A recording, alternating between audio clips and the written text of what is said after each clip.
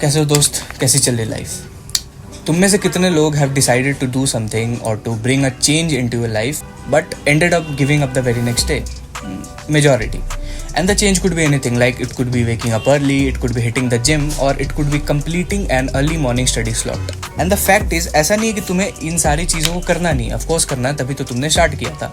But the main reason of your continuous failure in sustaining these activities is ये सारी नई चीज़ें, ये नया चेंज, ये सारी नई एक्टिविटीज़ तुम्हारी करंट लाइफ सिचुएशन से इतनी ज़्यादा हटके हैं कि तुम्हारी माइंड, तुम्हारी बॉडी, इनफैक्ट तुम इस नए चेंज को अडेप्ट ही नहीं कर पा रहे. अब सिचुएशन नहीं है तो थोड़ी दिक्कत तो आएगी ना दोस्त, बट ये दिक्कत इतनी भी ज़्यादा बड़ी नहीं होती कि लाइक तुम इसे ओवरकम ही नहीं कर सकते. ये इमोशनल सेटबैक्स तुम्हें पीछे ढकेल रहे, तुम्हें आगे नहीं बढ़ने दे रहे, ऐसा सिर्फ तुम्हें लगता है.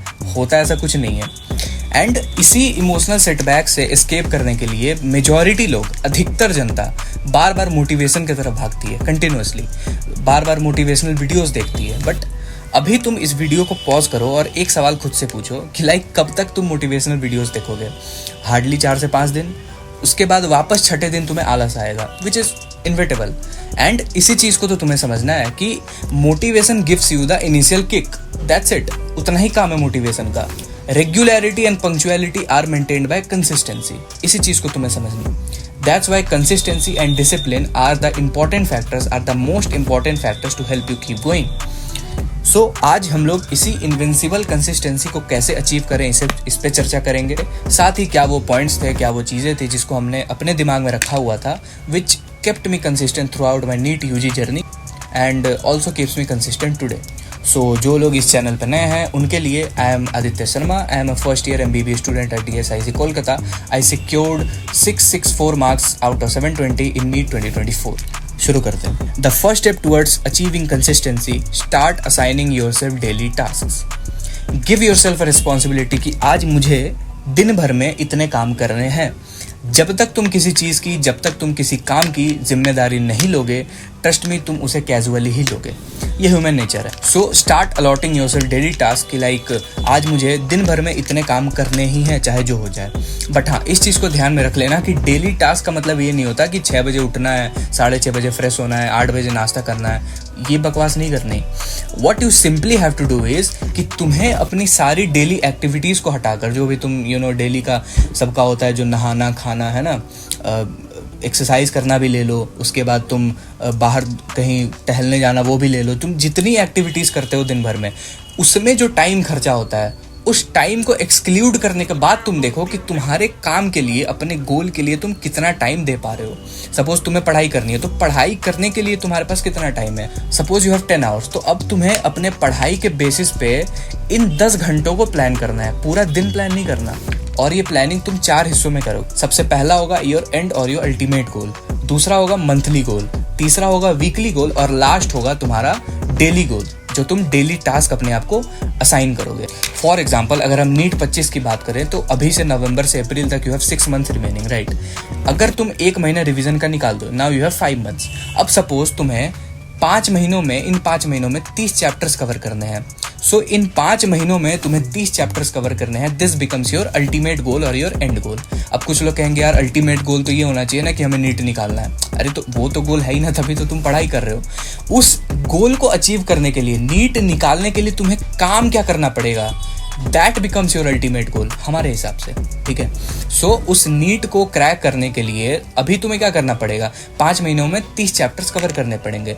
तो ये हो गया तुम्हारा अल्टीमेट गोल, ठीक है. अल्टीमेट काम जो तुम्हें करना पड़ेगा, दिस बिकम्स योर एंड गोल. अब इस कैलकुलेशन को फर्दर आगे ले जाओ. लाइक अगर 5 महीनों में तुम्हें 30 चैप्टर्स कवर करने हैं, तो 1 महीने में 6 चैप्टर्स कवर करने हैं. सिंपल है ना. तो अब ये तुम्हारा हो गया मंथली टास्क कि 1 महीने में मुझे 6 चैप्टर्स कवर करने हैं, ठीक है. अब और आगे इस चीज़ को बड़ा और सिंप्लीफाई करो. अगर 1 महीने में, यानी कि 4 हफ्तों में, मोटा मोटी रफ 4 हफ्तों में तुम्हें 6 चैप्टर्स कवर करने, तो 1 हफ्ते में कितने चैप्टर्स कवर करने पड़े?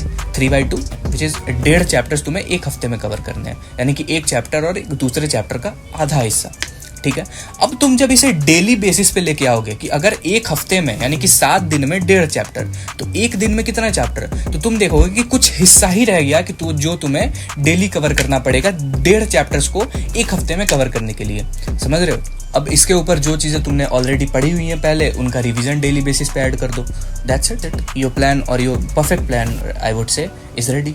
कितनी इजीली चीज़ें डुएबल बन गई अगर तुम चीज़ों को प्लान करने लगे। This is the power of planning and this planning brings me to my second point which is fix your working hours.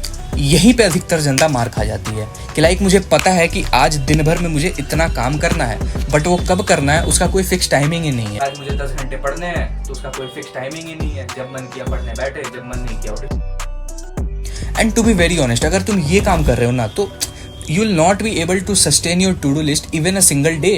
So to prevent this from happening, you should fix your working hours. Suppose आज दिन भर में तुम्हारे पास 10 घंटे पढ़ने को हैं daily, ठीक है। अब इन 10 घंटों को तुम 3 स्लॉट्स में डिवाइड करो, मॉर्निंग, आफ्टरनून और इवनिंग। इवनिंग मतलब वही शाम से लेकर जो रात का जो तुम्हारा स्लॉट रहेगा।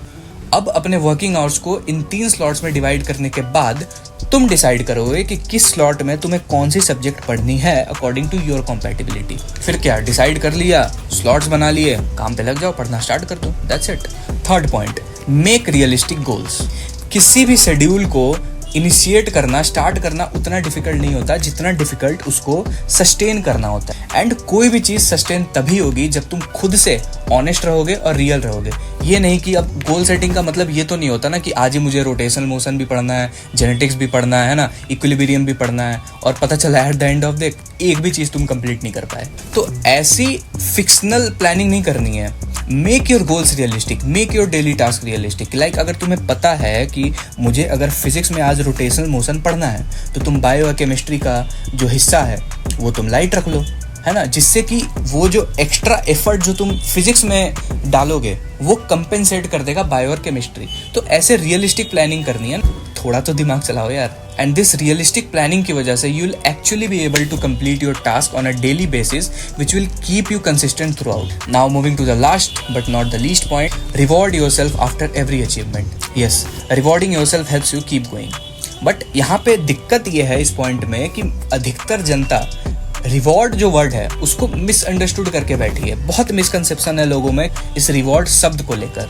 लाइक मेजॉरिटी पता है क्या करती है कि हाँ भाई आज हमने एक हफ्ते बहुत लगन से काम किया तो अब आज छुट्टी का दिन है, मेरा संडे है तो आज दिन भर सोएंगे हम। This is not rewarding yourself mean.